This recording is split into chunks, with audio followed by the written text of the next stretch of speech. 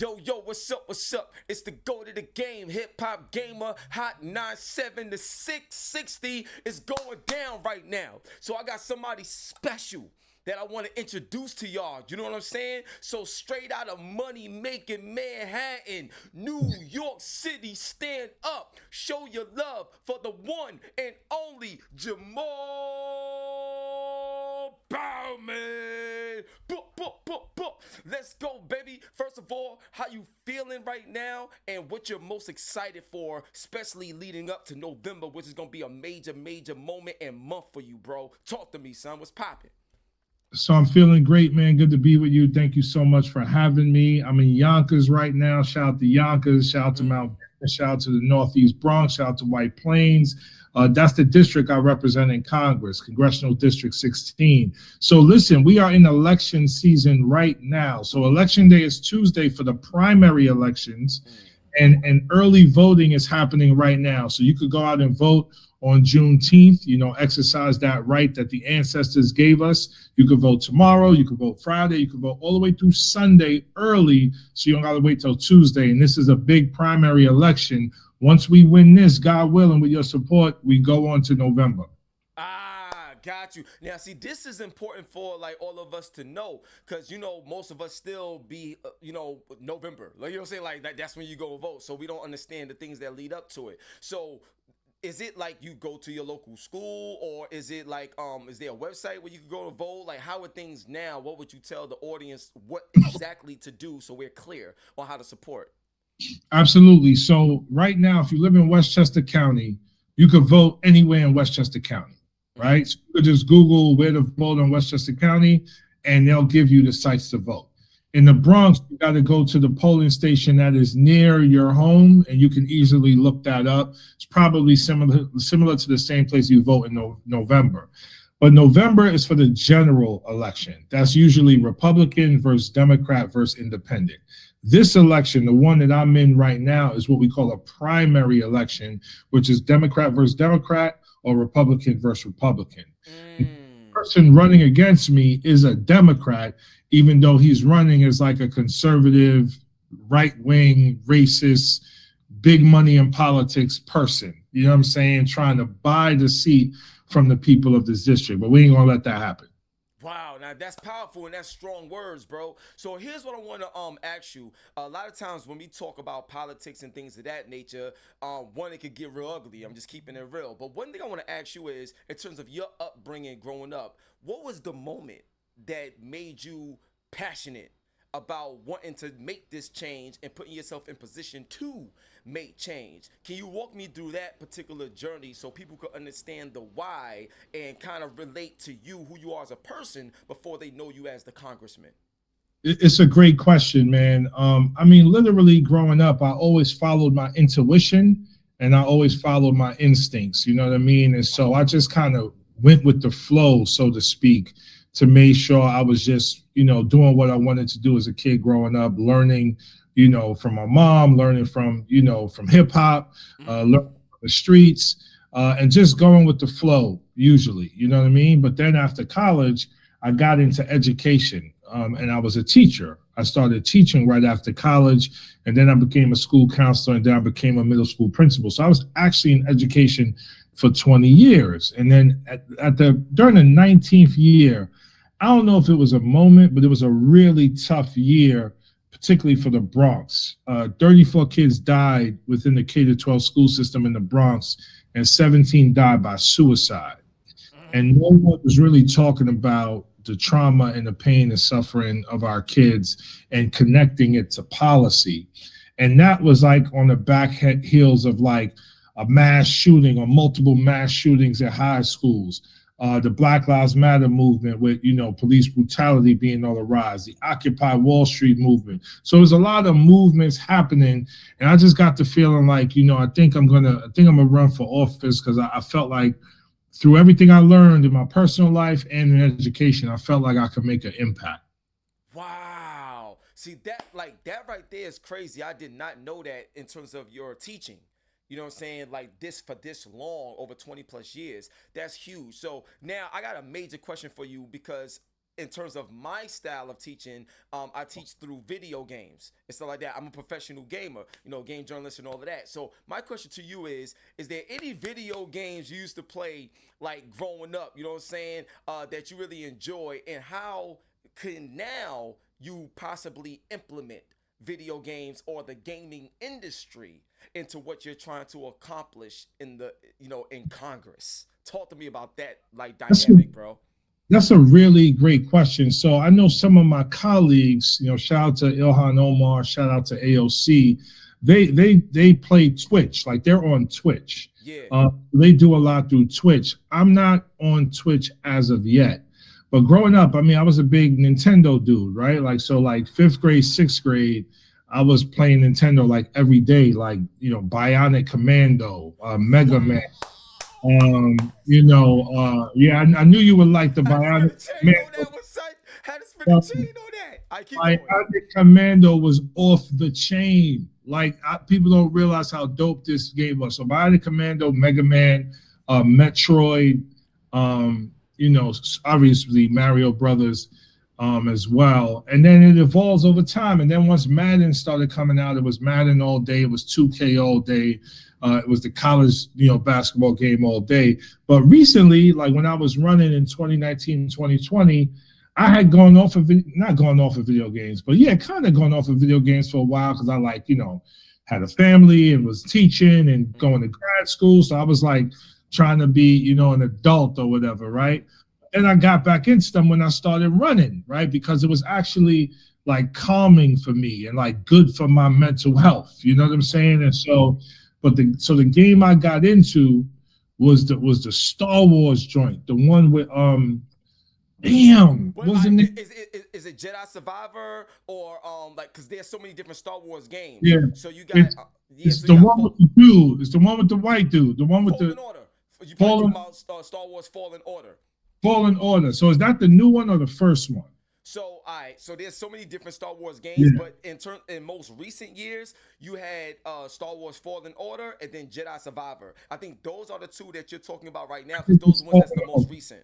Yeah, whichever one where I had the lightsaber and I'm going to different planets and I'm going on different missions and I'm getting busy with the lightsaber. Whatever that was.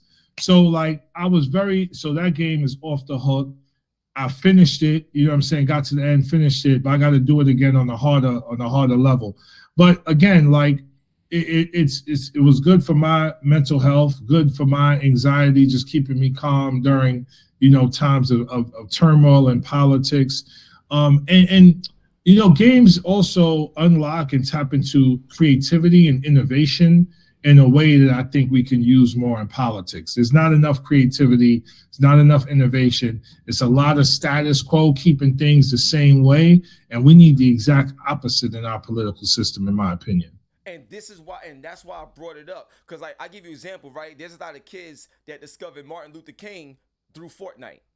Because in Fortnite, you can actually play out the Martin Luther King experience, the speech, and all these other things. You could go in to the museum and stuff like that in Fortnite. Like, all these things can be built virtually so everybody can get a hold of it, and it can be presented in a way where it's interesting and not boring. You can do a lot of positive stuff, but even doing a whole bunch of positive stuff, if it's presented in a boring way, nobody's gonna care, no matter how positive it is. That's right. So I think there's a lot of ways, things can happen in the political space through gaming and creativity like that.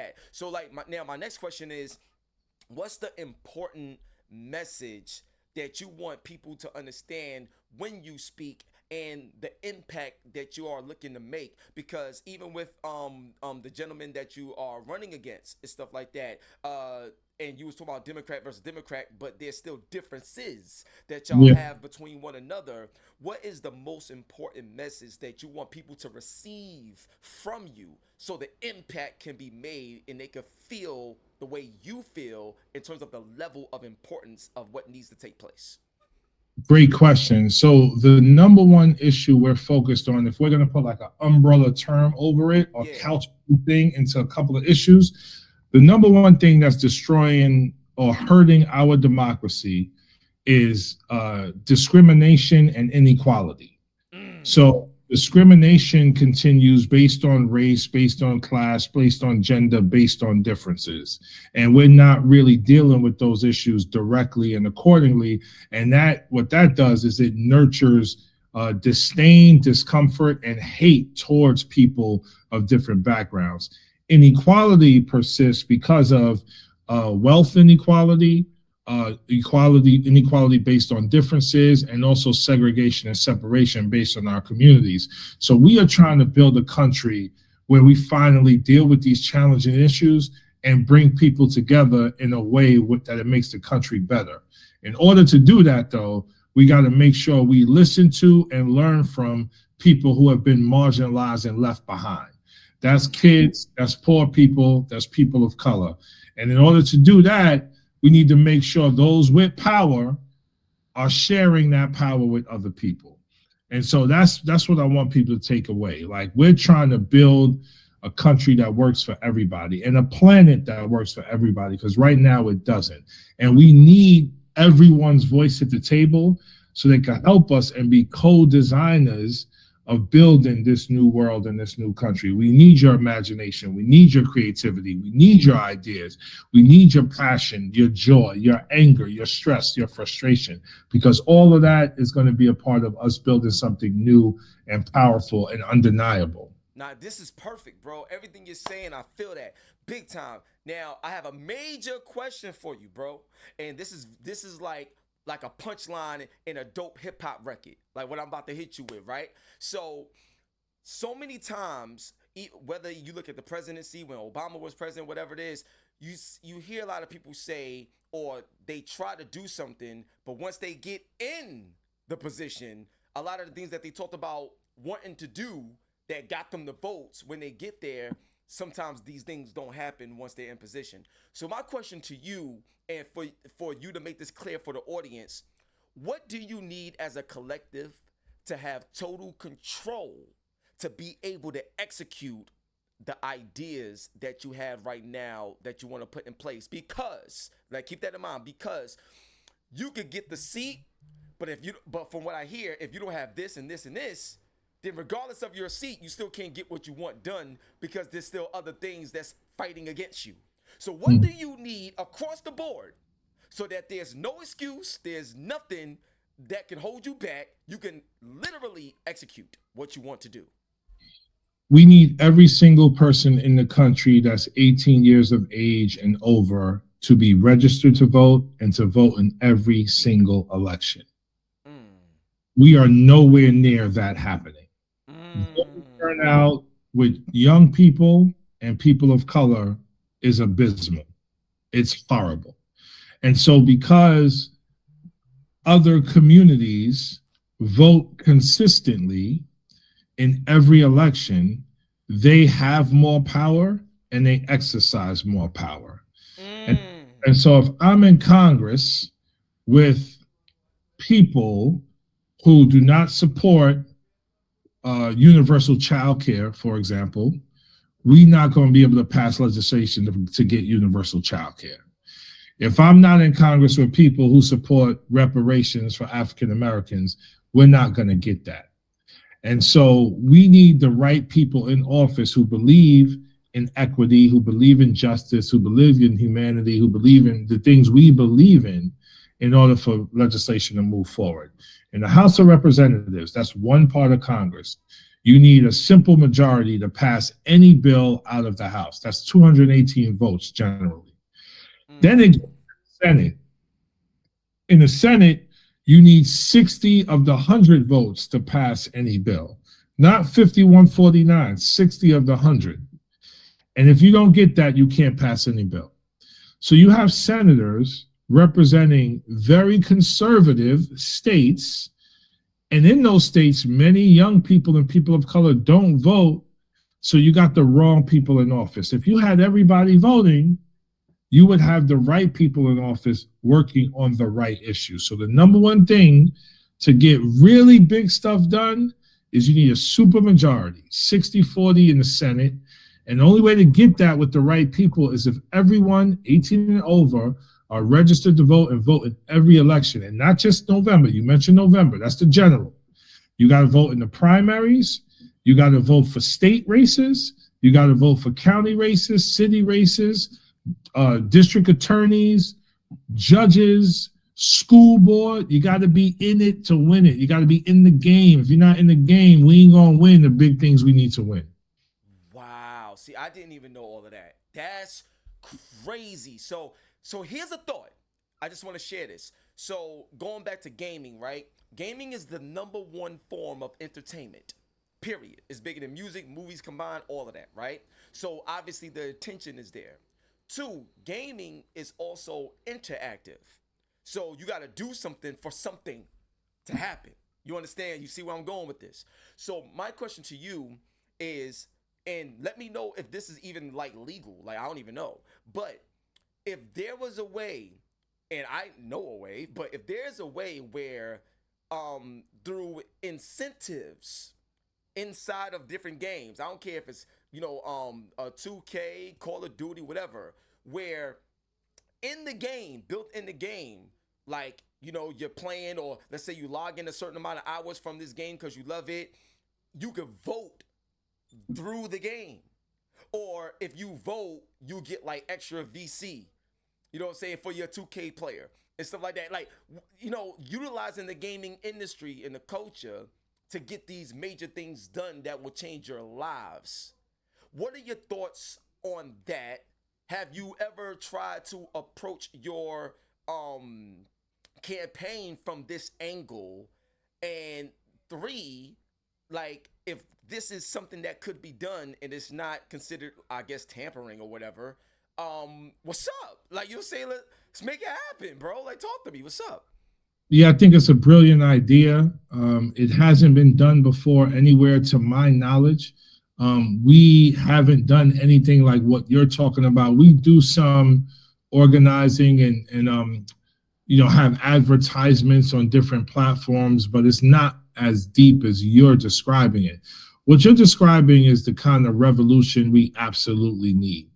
What you're describing, and even this full conversation, makes me want to get into a lab with you and game designers and build the most incredible democracy game, for lack of a better term, that we can build. And not even a game, not even a democracy game, but within the games that people are currently playing. Yes. And within the worlds and universes that people are currently navigating, how do we leverage that to get people more involved in democracy? It doesn't even only have to be voting. It could be registering to vote. It could be polling.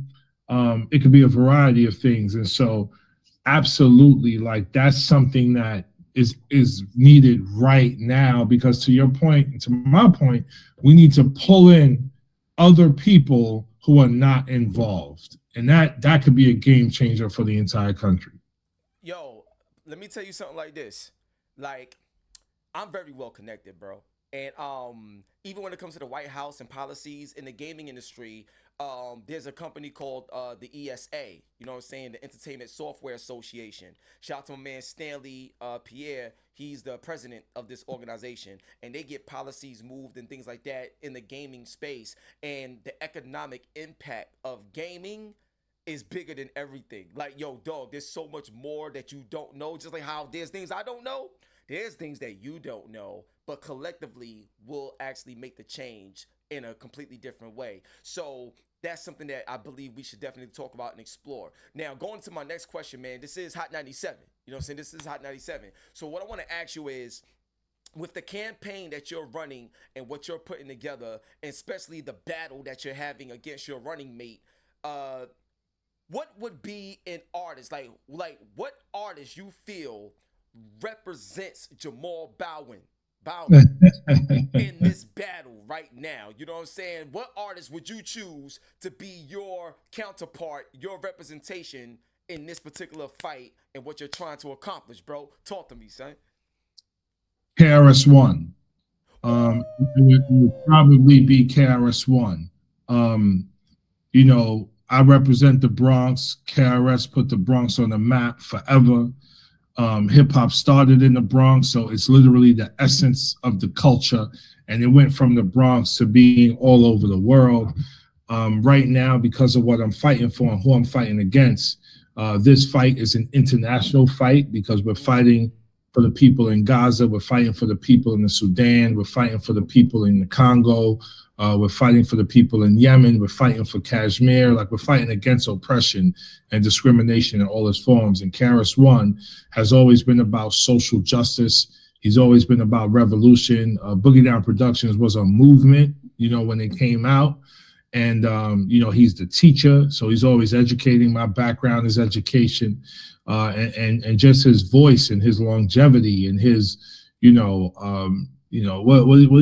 one of his bars, he's like, you know, talking to developers about the cities we're building. You know what I mean? Like he has vision to build like hip hop cities and have a hip hop planet, and he's manifesting that.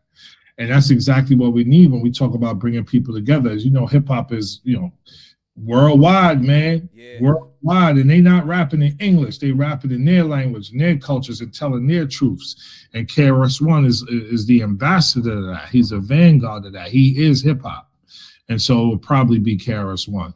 Wow, man, knowledge reigns supreme. The blast master himself. That right there is crazy, man. So I got a couple more questions, bro, and I'll wrap this up. Regardless of the differences, you know, you may have with your running mate and just people and other people, period, having differences, it's very hard to get everybody on the same accord because everybody grew up different and was raised different and have different beliefs and things that they follow. What do you feel is one or maybe two common denominators that you can at least find a way to unify people so that what you're trying to do can actually work for everyone? What's one or two common denominators you want to attack and focus on so that even within the differences, we can still find some sort of way to come together collectively? Mm-hmm. Everyone cares about children. The vast majority of people care about children. Mm-hmm. And so I believe we can unite around taking care of our children. Mm-hmm. Our children are safe, making sure our children are well fed, making sure they are sheltered, and making sure they are educated. They are our most precious resource in terms of what's going to happen with future generations. And so we need to do everything in our power to take care of our children. So that's one. That's one thing I think we can all rally around, taking care of our kids. Another thing is the issue of self-determination and self-actualization. And what I mean by that is we have to make sure people have what they need in terms of their quality of life so that they could become their best selves. And so they could have the autonomy to make decisions that most benefit them, their families, their children, their communities, but also helps them to continue to grow and develop and evolve. Right now, because of just things not being affordable, the stress and trauma of day-to-day life, a lot of things out here that are trying to sell you goods and services, but not really trying to educate you and uplift you. It's a lot of people who feel a sense of despair and apathy and feel downtrodden. Self-determination is uplifting. It's inspiring. It puts people in a position where they feel like they could change the world. And that's what I hope to do. I want to give people hope. And I want to do everything I can to inspire them. And so let's take care of our children together, and let's work for our self and collective actualization to be the best representation of ourselves. Wow, yo, bro, that's fire, son. And you know, I love the way you break things down. One thing that, like, I don't talk to, you know, politicians all the time, you know what I'm saying? But I do talk to them sometimes. So one thing I want to say in particular in terms of with you is I pay attention to body language as well when I'm doing interviews, stuff like that. You don't come off like you're searching for answers while you're talking. Like, you know what I'm saying? Like, you stand on business, you know what you want, and you already built the armor that it takes to go to war for the right things. So when you speak, you know what I'm saying? Yeah, I peeped it. You know, I peeped that. So when you speak and your delivery on things, you could tell it don't only come from a genuine place, but you personally been through a lot and seen a lot, and you just want to be the change that you want to see.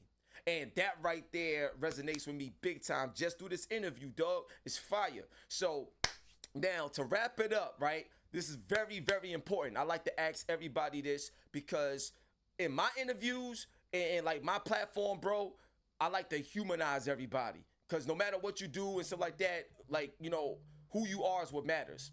So there's a quote that I created and trademarked. The name of this quote is, it says, character is your currency.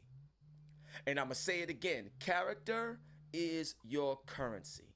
So my question to you is, what was a moment in your life when you felt like you was at your lowest and things couldn't get any worse, but you managed to find strength in that moment that allowed you to be legendary today? I don't know if I'm legendary today, but I appreciate the compliment. You know, when so I have 3 kids. I'm married now, and I have 3 kids. My oldest son is 23. He's from a previous relationship, and then I have a middle son who's 14, and then I have a daughter who's 10. And my oldest son from that previous relationship, when we broke up, that was probably the lowest point in my life. Because I always told because I grew up mostly without a father. And I always told myself I would never be the kind of person who wasn't there raising my son every day. You know what I'm saying? And for that to end, and it ended, I take most of the responsibility for that because, I wasn't on my game the way I needed to be to raise a family, right? And so when that relationship ended, I was at my lowest point, like low. It was tough. It was a tough moment, but it was a tough many years because now I'm only seeing him on the weekends, and it was just very, very stressful, right? Where did I get the strength? I don't know, man. I kind of feel like I got the strength from him. You know what I mean? Because like, there's no way in the world I could leave my son somewhere else without me being there to raise him, even though me and his mother wasn't together anymore. So like just his existence, his presence, his laugh, his joy. Like every time he see me, he want to wrestle. Daddy, can we wrestle? Let's wrestle. Every time we go out, Daddy, can I get on your shoulders?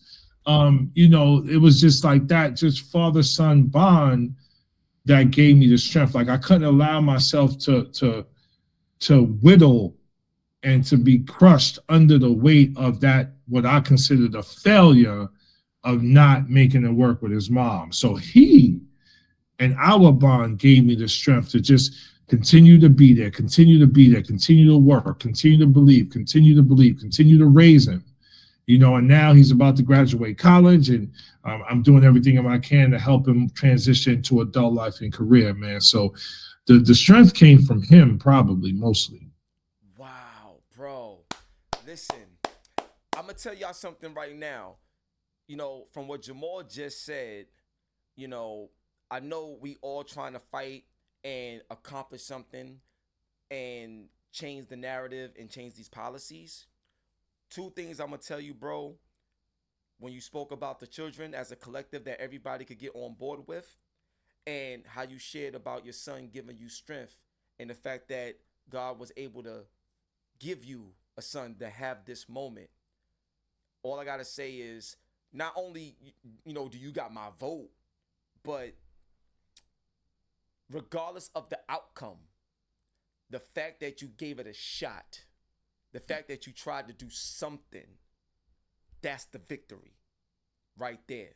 Always. So I just want you to know, bro, regardless of the outcome, you already won just because you gave it a shot. Because a lot of times people don't even have the heart to even try because they live in fear. You represent being fearless and giving it a shot. And that alone right there is worth a vote. So one love, bro. God bless, bro. It is an honor and a privilege to be able to speak with you. And I hope everybody that watch this, regardless of what you take from it, I hope you leave with something that you could pass on to somebody else in an inspiration matter. So one love and God bless again. Yo, is there anything you want to say before we get out of here to the people that's watching to leave one more impact, one more statement before we close it out, bro? Talk to them. Absolutely. First of all, peace and love, man. Thank you so much for having me on, man. This was a pleasure. And please bring me back again, because I definitely want to continue our conversations. And I want to talk to you about those video game ideas you had, man. I want to build that out and see where we could go. So early voting is happening right now for the primary. Primary date is June 25th, but you can vote up until the Sunday prior to June 25th, which is the 23rd. Please exercise your right to vote. I don't even care who you vote for, even though I want you to vote for me. But wherever you are, make sure you vote. You need to exercise that muscle, and you need to build that power. So please do that. Also, tomorrow night, we're having an incredible youth organizing event with Cash Cobain at the Capitol Theater in Portchester at 7 p.m. Wow. So please go to our IG, Jamaal Bowman NY. Click the link, sign up for it. Cash was very gracious to be a part of this. Please post on your IG as well if you don't mind. We're trying to get out thousands of people for this event. It's going to be credible. So please vote. Vote before June 25th if you can, and join us at the Cash Cobain concert. We appreciate it. Let's get it popping, baby. On that note, it's the go to the game, HipHopGamer on your hot 9-7 every day. That's my word. And we out of here, baby. Peace.